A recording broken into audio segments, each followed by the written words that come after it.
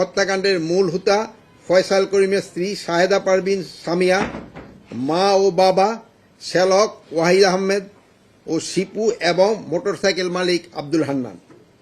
তাছাড়া হত্যাকাণ্ডে ব্যবহৃত মোটরসাইকেল এবং 2টি বিদেশি পিস্তল, 2টি ম্যাগজিন, 41 রাউন্ড গোলাবারুদ এবং 1টি খেলনা পিস্তল উদ্ধার করা হয়েছে।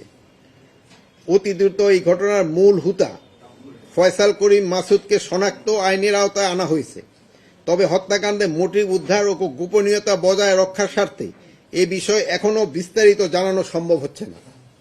তবে আমরা আপনাদের আশ্বস্ত করছি এই বিষয়ে বেশ অগ্রগতি হয়েছে এবং তাকে মূল হুতাকে খুঁজে বের করতে আইন শৃঙ্খলা বাহিনী প্রাণপণ চেষ্টা করে যাচ্ছে।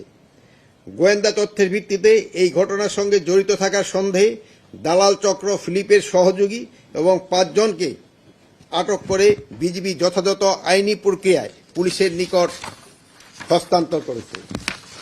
গতকাল স্বরাষ্ট্র মন্ত্রণালয়ের সম্মেলন কক্ষে পুলিশ, র্যাব এবং বিজিবি যৌথ এক প্রেস ব্রিফিংয়ের মাধ্যমে বিষয়টি সম্পর্কে মিডিয়াকে আপনাদের বিস্তারিত অবহিত করেছে। ওসমান হাদি ভাইয়ের ব্যাপারে গতকাল কিন্তু আমরা একটা প্রেস ব্রিফিং আপনাদের করা হয়েছে এবং ওখানে যারা যারা এটার সাথে মানে ওদের থেকে তো আমি ইনফরমেশন পাই, মানে মেইন লোকগুলি আপনাদের ওই ইনফরমেশনটা দিচ্ছে। ওইটা ছাড়া আমার কাছে এক্সট্রা কোনো ইনফরমেশন নাই।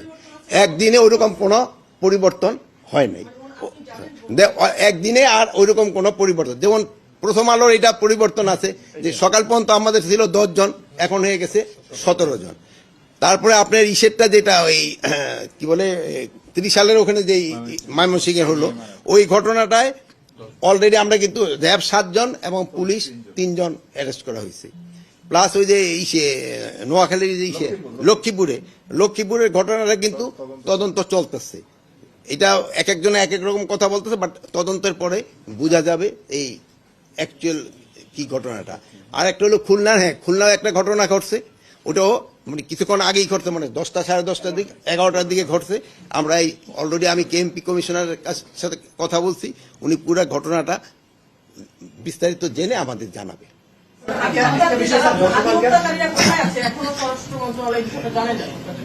এখন যদি কোথায় আছে হইলে তো তারা ধরে ফেলতাম, যদি আমাদের কাছে যদি ওইরকম নিউজটা থাকতো তাহলে তো ধরে ফেলতাম।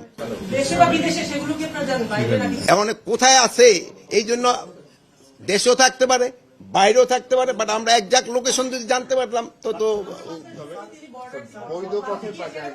এখন হলো উনি বৈধ পথে যায় নাই, এখন অবৈধ পথে গেছে কিনা এটা তো আমি